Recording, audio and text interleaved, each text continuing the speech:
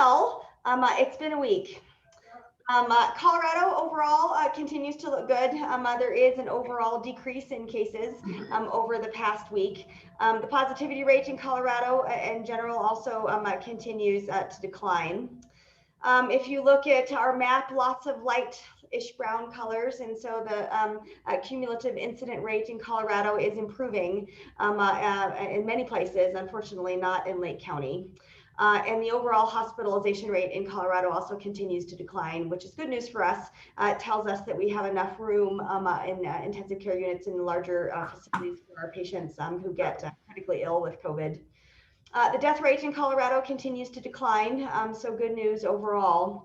Unfortunately, here we've had quite the ruckus happen over the past 7 days.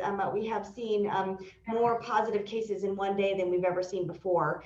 So you can see our little spike here, 20 cases in one day. That happened again yesterday. So we have a super spreader event that has happened here in Lake County. A group of folks decided to hang out together, and then there was no containment, and those families then hung out with other families, and unfortunately we have had an enormous number of positive cases here in Lake County, more than we have seen at any other time in the pandemic, so not good news for us.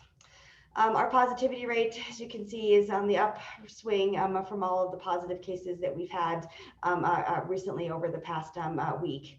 And then our curve here, as you can tell, is unfortunately no longer flattening. It has a larger slope than it has in previous times, and at least in the past several months. If you look at our hospitalizations, we began to have a lull. That will change next week. We've had several hospitalizations this week from that outbreak that happened in Lake County.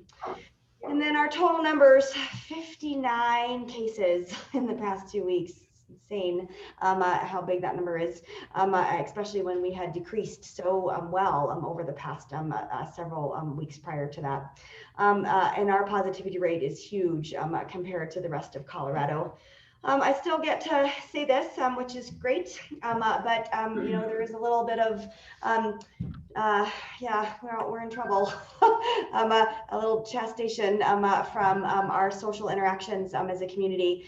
It's vitally important we continue to remember that we're not out of the woods yet, folks. And even though the vaccines are being rolled out to our most vulnerable, there's lots of people out there that are still and we're going to be in trouble if we continue to not be responsible and not be part of the containment of these infections. And so please, please, please, and I know I'm preaching to the choir, it's vitally important that no one is out socializing. You're not in large groups.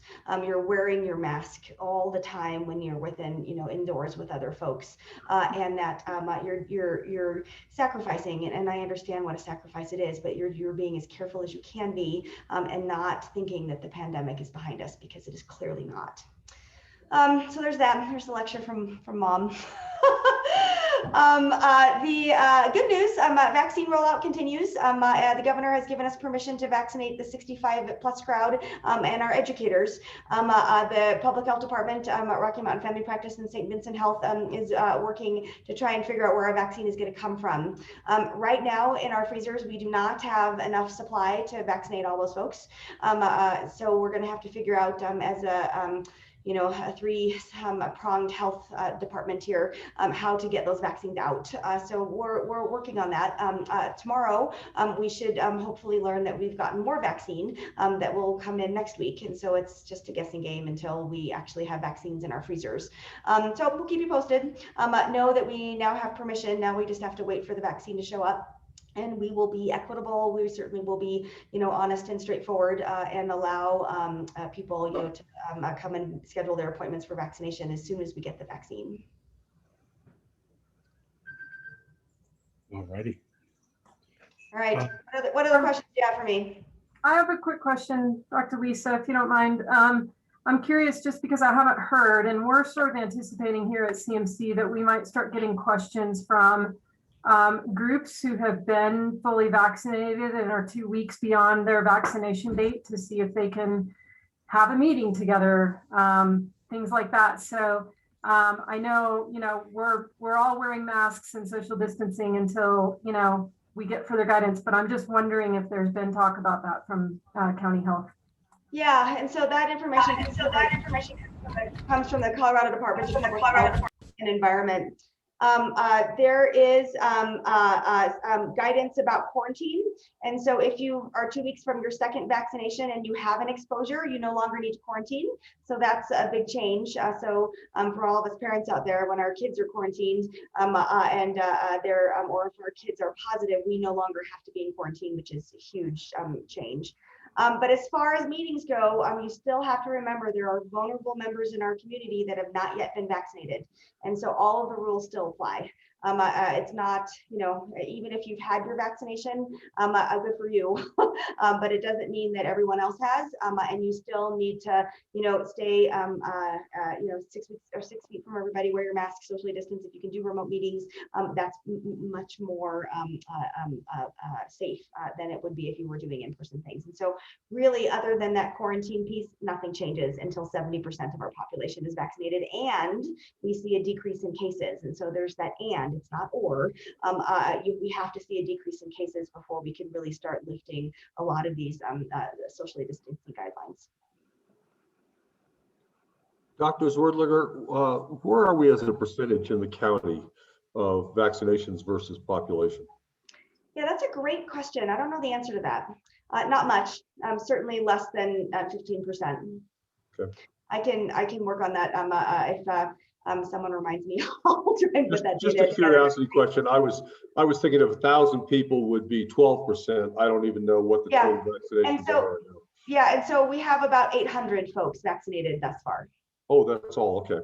Are second vaccinations still on schedule, or can we tell yet? Yeah. So for next week, yes. I have a vaccine in my freezer today that will take care of next week. Who knows, what happens after that. We are hopeful that we get weekly vaccine. The state has committed to us that we will have enough supply to do our second vaccinations for the folks that have had vaccinations. But as a community, our school system, and I don't know if anybody's online from them, they're struggling a little bit today because they've had so many cases. And getting those teachers vaccinated is so important to protect them. Now we have to make the decision. If you're 65 and over, are you more important than if you're a teacher? I can't answer that. Of course, none of us have that ability to be able to answer that. I'm just really hoping that the state comes through and gets us enough vaccinations. Me too. Yeah, that would be great for sure. I'm scheduled for Monday, so you're saying I'm good to go. Eh? Yeah, it also depends on which institution that you're scheduled with. So please make sure that you call ahead just to confirm. Okay. All right, folks. Thank you. Have a good day. Thank you, Dr. Lisa. Thank you. Bye-bye.